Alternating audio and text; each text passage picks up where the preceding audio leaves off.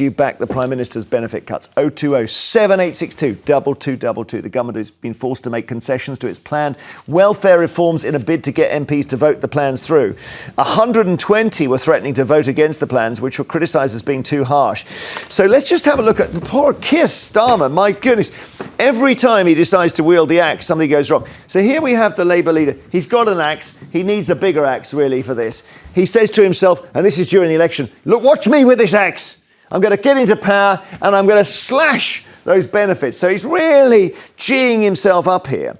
And then actually when he's practicing with the axe, when he actually gets into power, what happens? His own party intervenes and disarms him. And he can't now do the benefit cuts he promised. That's what's happened here. Let's look at why he said they were necessary. This is his argument here, because they say, Labour say, that health and disability benefit spending is expected to really rise massively. So there it is now, and it goes up from about 60 to more than 100 billion a year.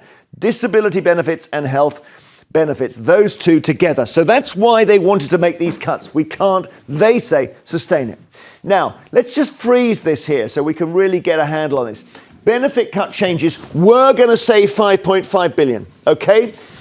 As a result of the rebellion, now saving 2.5 billion. These are the things they've reversed on. Let's run it now. So 1.5 billion they're not going to save. Let's just play it on now. 1.5 billion they're going to keep current personal independent payment rules for existing claimants. So that means they don't save that money. Then there's a carers allowance change, Scottish Government, etc. So those are the things they are basically, if you like, bottled. They're not doing. You may say that's good. There is a big danger for Keir Starmer wielding an axe when he doesn't know what he's doing. So the benefits bill is this massive tree. There is Keir Starmer and Liz Kendall, who's responsible for the department. They've taken so long putting the axe to this tree to make sure the benefits come down, and have a look what happens when the tree finally moves. It falls on their own party. And someone says, why the hell did we give that guy an axe in the first place? Let's listen to what the Work and Pension Secretary Liz Kendall had to say yesterday. Our plans are rooted in fairness for those who need support and for taxpayers. They're about ensuring the welfare state survives, so there is always a safety net for those who need it, and so it lasts for generations to come. But above all, our reforms are rooted in our fundamental belief that everyone can fulfil their potential and live their hopes and dreams if we provide them with the right help and support. This is the better future we seek to build for our constituents and our country, and I commend this statement to the House. According to new modelling published by the government, an estimated 150,000 people may be pushed into poverty by 2030 as a result of the welfare changes, and they say, well, that's better than the prediction was, which was 250,000 would be pushed into poverty. Annunziata, do you think they bottled it?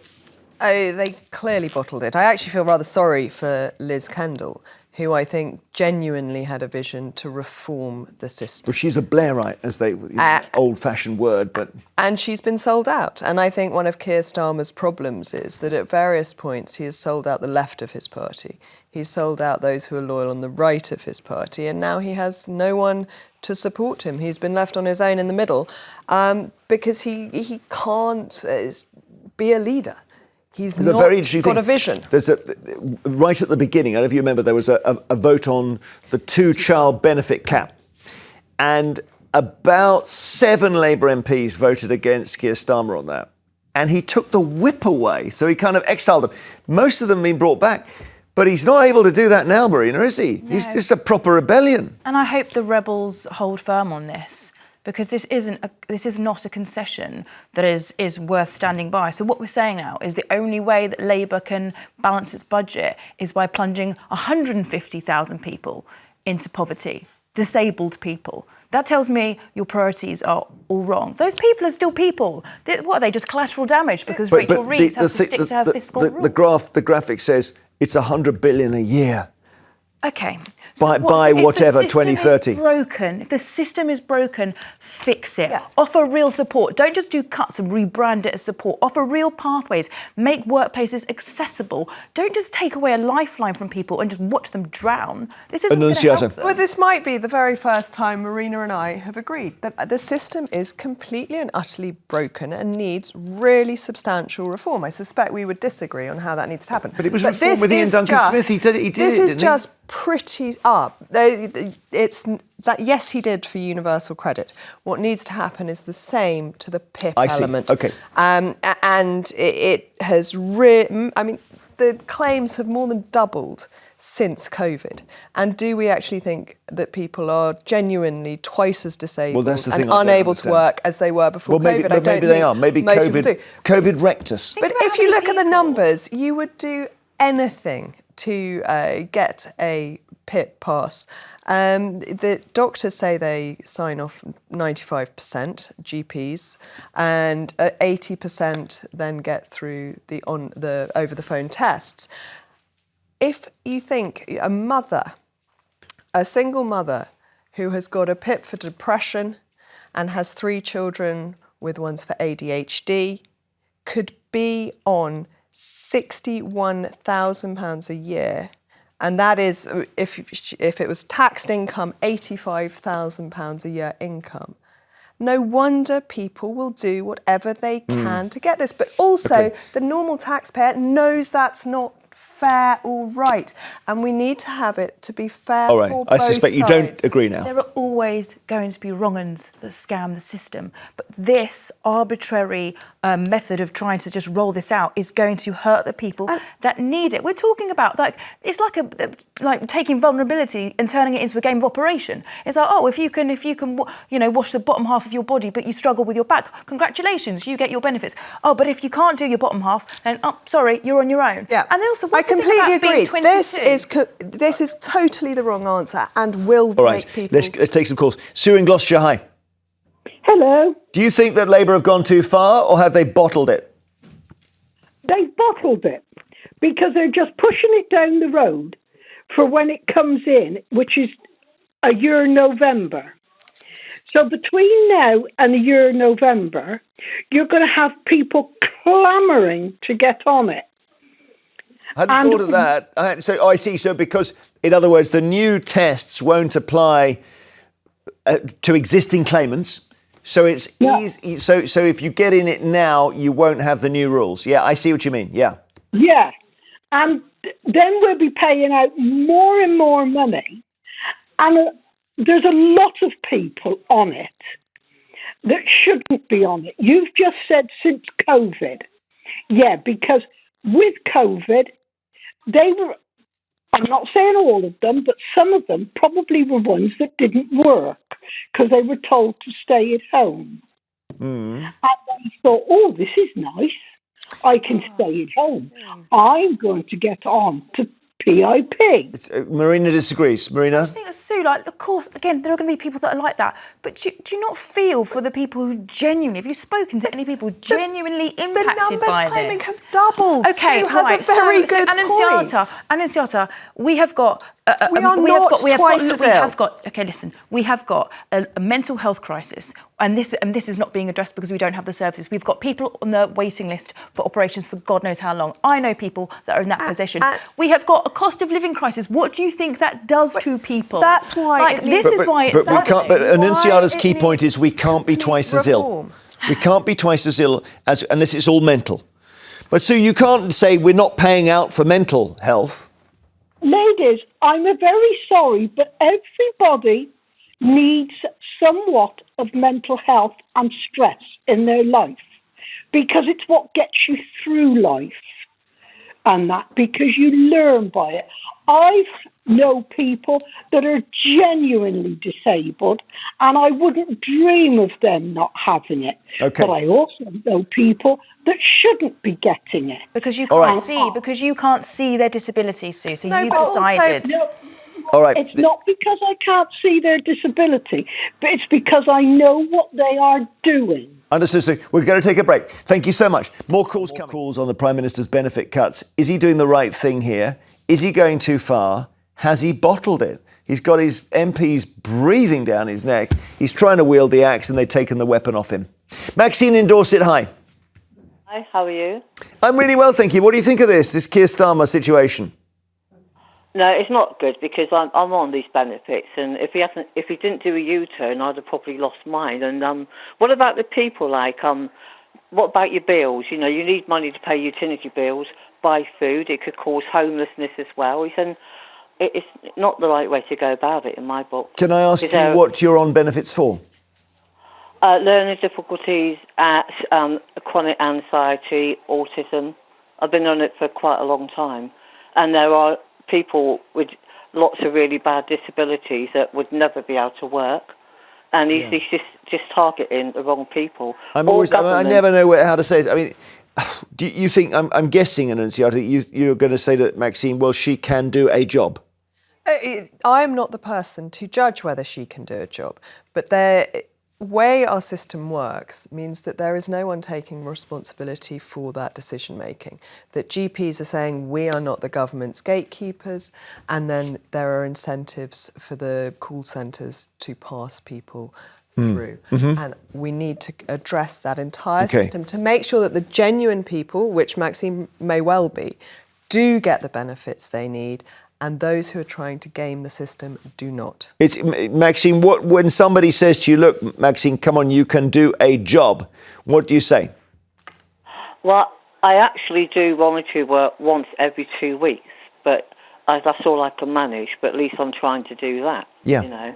Yeah, well, I think anxiety makes it very difficult, listen, I can't comment. I hope you get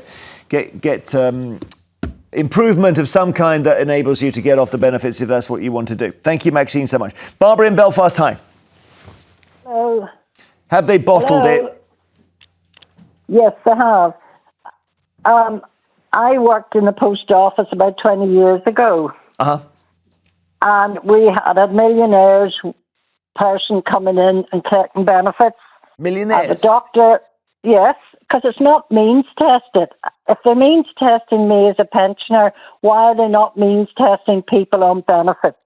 Surely they can't. You can't claim if you've got a million. You can't if you've got squid. Yes, you can. It's not means tested. The PIPs are. Yeah. Anything, a lot of the benefits are not means tested. Okay, understood. So even when I was getting my car repaired, the man lying underneath it said to me, he was on the DLA, needless to say, didn't go back. People were walking up collecting their money in the post office and walked out with their walking sticks. You had babies. Your baby had asthma, mine hadn't, so we used to swap the babies and go in and get benefits. And I think it should be means tested. I mean, that's shocking. If that's true, that's shocking. Yeah, Marina, that's what... And this lady... By the way, I can't hear you very well, Barbara. Is the phone anywhere near your mouth? Yeah. But they are... Yes, talking into it. Sorry. That's better. Sorry, maybe it'll move. Sorry. Maybe it's on sitting. No, it's good. It's getting clearer. Go on, Marina. But they are means tested. PIP is not means tested. So Barbara could well be right about that. PIP is not an out-of-work benefit. PIP is something... So for example, if you are disabled and you need... your electricity bills might be higher, or you need to modernise your home or whatever to make it more accessible, or to help you get to work, then I don't understand how that's going to be something that helps people. But Barbara's talking a bit about fraud here. Out of work. You're talking about out-and-out fraud here as well, aren't you, Barbara? PIP fraud is at almost zero. No, but she's talking about people swapping babies and stuff. Did you actually see that, Barbara? People, but I'm not going to name them because I get into trouble. We're collecting benefits in the post office. Yeah. And this was 20 years. I have a far-out relative who collects benefits, and she's a doctor. So, I mean, it's not a means-tested benefit, and I means-test it, and I lose my heating allowance, whatever it is, once a year. Well, your pension is means... no, your pension isn't means tested, but it now gets into tax very quickly. That's true. Barbara, thank you. Tam in Manchester, hi. Hi, good morning to you, Jeremy. Good morning to the panel. Have Labour gone too far, or have they bottled it? We bottled it. Yeah. But I'll give you two examples where we can save money. First one, 40 million for two statues for the Queen. I think Charlie should be opening his bank account and getting his hand in his pocket again. Okay, we'll deal with that. We paid for it to get the 40 million off the books. That's good. Now we need another 98 billion. Well, I'll give you a quick 2 million £3,500 a month MPs claim for their heating allowances. Right. Never ever discussed. It's never ever brought up. Well, it comes up a lot on this show. MPs' pension, MPs' pay, MPs' everything. The trouble is there are only 650 of them, but... Jeremy, aren't they? And could I make one little point? Yeah. Liz Kendall yesterday, was she in a straitjacket? I'm going to admit that while that clip was playing, I know we can play it again, I made a comment to Annunziata saying that is an unusual outfit, but I don't like to comment on people's clothes. Marina, is that an unusual outfit? I'm not loving it, but you know, it's not a straitjacket, Tam. To go down that road, it looks medical. It does. It's somewhere between medical and clerical. She's not wearing gloves. Tam, is it relevant? No, but it's just a point, because some of the policies that she comes out with, she needs looking up for. Okay. All right. Thank you. I'm glad we mentioned that, because I didn't know whether I was even allowed to mention it. But it was an unusual outfit. Stuart, but then again, if a bloke wears it, nobody comments. That's my worry about it. I think if a bloke was in that shirt, we might comment. Yes, that's true. If a bloke wears it, everybody comments. Stuart in Newcastle, hello. Hello there, guys. All right? Yeah, we're fine. Everyone's greeting us today. So, how was your night? Did you sleep all right? Yeah, fine. Excellent. What would you like to say, Stuart? Well, I'm a carer for my wife, and obviously she cannot work because obviously she gets PIP. She cannot work because she needed adjustments and that at work, and the DWP wouldn't pay for it. So they wouldn't pay for adjustments. Oh, I see. Oh, what? Because she's not in work, she can't have an in-work benefit. She's in work, but obviously she's had to leave work because I rang the DWP and asked if they could make adjustments and she could have a personal assistant, and it took 3 months to get back, and they said they couldn't do it. And would you have been the personal assistant? Well, I asked if I could be, but they said a family member couldn't be. Yeah. But they said that she couldn't have the money anyway because they couldn't afford it. Yeah. Wow. One thing. Thank you, Stuart. Sorry. Yeah. But obviously we've had to claim benefits for her now. So I don't get it. I don't get it at all. No, I see. I do see. You've kind of almost been forced into benefits because you couldn't get the adjustments made. My wife loves going to work. She loved going to work. My wife was a medic, so she loved going to work. What's her illness, may I ask? She had to have brain surgery for depression. Oh, wow. Okay. And that's serious. She was not. But believe it or not, Jeremy, she was in hospital for 10 years.